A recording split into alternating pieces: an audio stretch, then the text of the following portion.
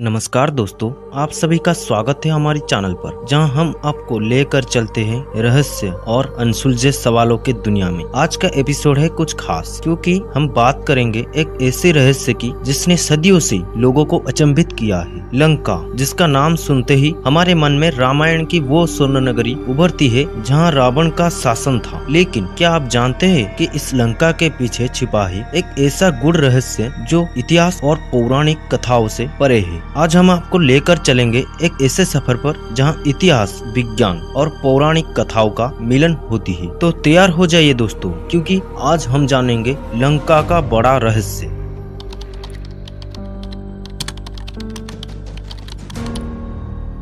लंका का नाम सुनते ही हमारे दिमाग में रामायण की कहानी ताजा हो जाती है। रावण की स्वर्ण नगरी लंका, जिसे राम ने अपने पराक्रम से विजय प्राप्त की थी, आज भी इतिहास और पुराण का एक महत्वपूर्ण हिस्सा है। लेकिन क्या लंका वास्तव में वही थी जो हमें रामायण में बताई गई है, या इसके पीछे कोई और गहरा रहस्य छिपा हुआ? हमारे प्राचीन ग्रंथों में लंका को एक ऐसी द्वीप के रूप में दर्शाया गया है जो समुद्रों के बीचों बीच स्थित था। रामायण के अनुसार लंका का निर्माण स्वयं विष्णुवा ने किया था और यह नगरी स्वर्ण से ढकी हुई थी। लेकिन क्या यह सच है? क्या वास्तव में लंका का निर्माण विष्णुवा ने किया था, या इसके पीछे कुछ और कहानी छुपी हुई है? आज हम जानते हैं कि श्रीलंका एक द्वीप राष्ट्र है जो भारतीय उपमहाद्वीप के दक्षिण हिस्से में स्थित है। लेकिन क्या ये वही लंका है जिसका जिक्र रामायण में हुआ है? ऐतिहासिक और पुरातात्विक अध्ययन बताते हैं कि श्रीलंका के कई क्षेत्रों में ऐसी सबूत मिली है जो रामायण के समय से मिलता जुलता है। लेकिन क्या ये सबूत पर्याप्त है यह सिद्ध करने के लिए कि श्रीलंका ही रामायण की लंका थी, या फिर यह एक मिथक है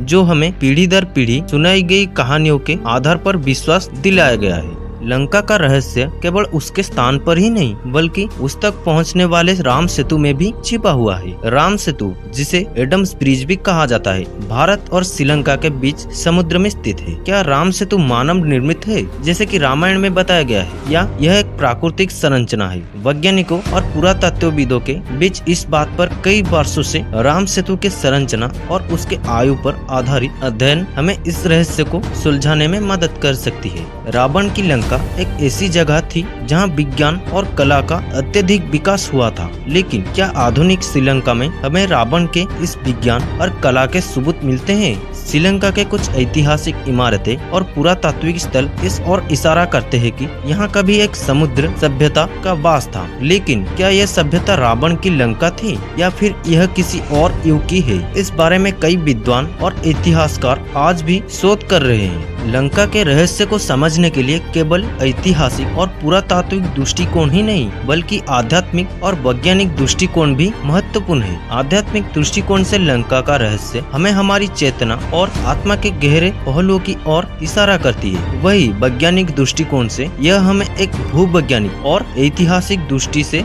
देखने का अवसर देता है। तो दोस्तों, लंका का रहस्य शायद आज भी पूरी तरह से सुलझा ही नहीं। यह एक ऐसा रहस्य है जो हमें हमारी संस्कृति, इतिहास और सभ्यता के बारे में सोचने पर मजबूर करता है। लंका का बड़ा रहस्य हमारे लिए सिर्फ एक पौराणिक कथा ही नहीं, बल्कि एक यात्रा है जो हमें हमारी जड़ों की ओर ले जाती है। तो दोस्तों, इस वीडियो को अंत तक देखने के लिए धन्यवाद। अगर आपको ये वीडियो पसंद आया है तो वीडियो को लाइक करने के साथ साथ चैनल को सब्सक्राइब करना ना भूलें। मैं मिलता हूँ आपसे एक दूसरे रहस्यमय वीडियो में। तब तक के लिए धन्यवाद।